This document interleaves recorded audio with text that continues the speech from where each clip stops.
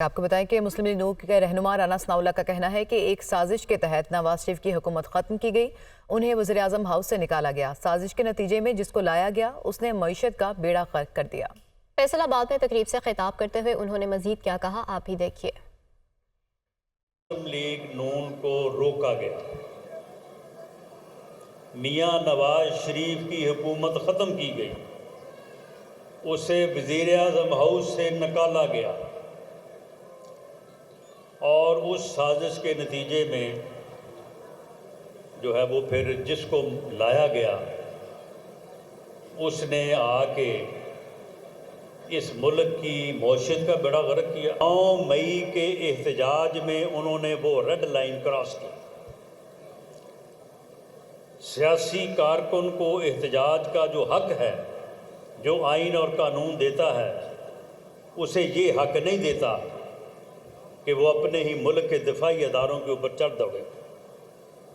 وہ یہ حق بھی نہیں دیتا کہ وہ اپنی افواج کے اعلیٰ ترین افسروں کے گھروں میں گھس کے وہاں پہ جو ہے وہ آگ لگا دے، چیزیں چوری کر لے، وہ جی ایچ کے اوپر جا کے حملہ کر دے۔ یہ حق قطعاً نہیں ہے، یہ سیاسی احتجاج بھی نہیں ہے، اس کا کسی کو قانونی اور آئینی اختیار بھی نہیں ہے، اور اگر یہ کوئی کرتا ہے تو اس کی پھر معافی بھی نہیں ہے، اس کی پھر سزا اس نے بھگتنی ہے۔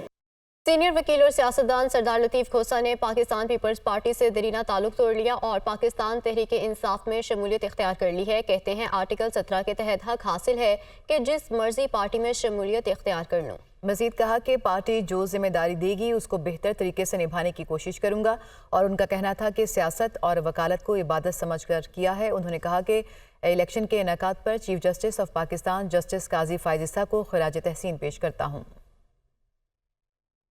آرٹیکل 17 میں میں جو پارٹی جوائن کروں، مجھے کوئی بھی اس میں رکاوٹ نہیں ہے۔ رکاوٹ ایک ہی شکل میں تھی جس سے مجھے ماشاءاللہ مخلصی مل گئی۔ جب میں اس پارٹی کا حصہ بن گیا ہوں تو جو پارٹی میرے سپرد کرے گی، تفویض کرے گی، مجھے کام کے لیے مجھے متعین کرے گی، میں وہ کروں گا۔ وکالت بھی عبادت سمجھ کے کی ہے، سیاست بھی عبادت سمجھ کے کی ہے۔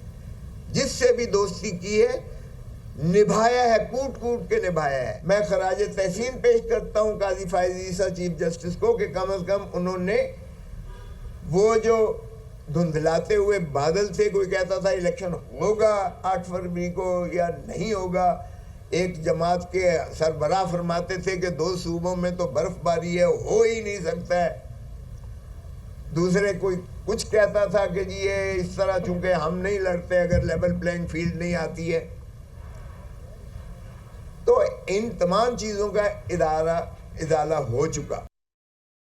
سابق صدر آصف علی زرداری نے پارٹی کو پی ٹی آئی سے انتخابی اتحاد نہ کرنے کی ہدایت جاری کر دی، جبکہ دیگر جماعتوں سے اتحاد کا فیصلہ صوبائی قیادت کے سپورٹ کر دیا۔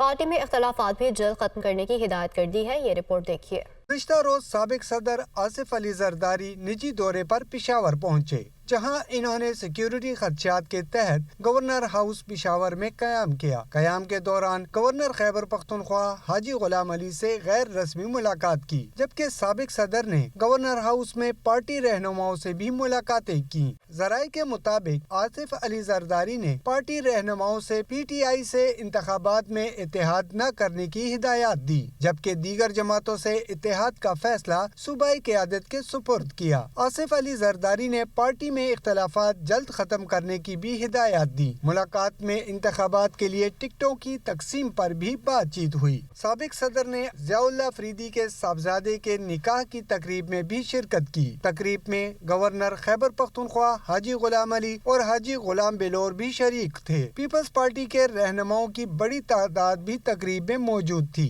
سابق صدر کو چغہ اور شال بھی تحفے میں پیش کی گئی۔ سابق صدر واپس روانہ ہو گئے۔ نہتے فلسطینیوں پر اسرائیل کی جارحیت، ہر طرف چیخو پکار، عمارتیں ملبے کا ڈھیر بن گئی ہیں، جبکہ جبالیہ اور خان یونس میں 35، مغربی کنارے میں 5 فلسطینی شہید ہو گئے ہیں۔ جنگ میں شہداء کی تعداد 18,925 ہو گئی، جبکہ 51,000 سے زائد زخمی ہو گئے ہیں۔ آپ کو بتائیں کہ نہتے فلسطینیوں پر اسرائیل کی جارحیت جاری ہے اور ہر طرف چیخو پکار، عمارتیں ملبے کا ڈھیر بن چکی ہیں۔ جبالیہ اور خان یونس میں 35، مغربی کنارے میں 5 فلسطینی شہید ہو گئے۔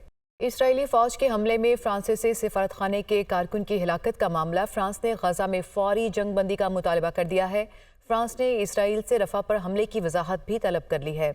اسرائیلی فوج کے حملوں میں فرانسیسی سفارتخانے کے کارکن کی ہلاکت کا یہ معاملہ ہے اور فرانس نے غزہ میں فوری جنگ بندی کا مطالبہ بھی کر دیا ہے۔ فرانس نے اسرائیل سے رفح پر حملے کی وضاحت بھی طلب کر لی ہے، جبکہ کشیدگی میں اضافہ ہوا تو مزید نقصان ہوگا۔ فرانسیسی وزیر خارجہ کی جانب سے یہ کہا گیا ہے۔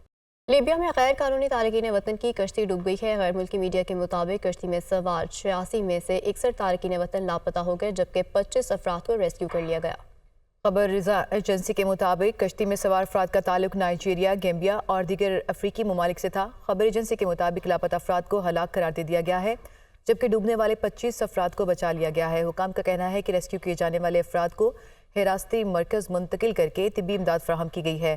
غیر ملکی میڈیا کے مطابق کشتی میں سوار افراد میں بچے اور خواتین بھی شامل تھیں اور کشتی لیبیا کے شمال مغربی ساحل سے روانہ ہوئی تھی۔ نیوز اسٹوڈیو سے فی الوقت اتنا ہی۔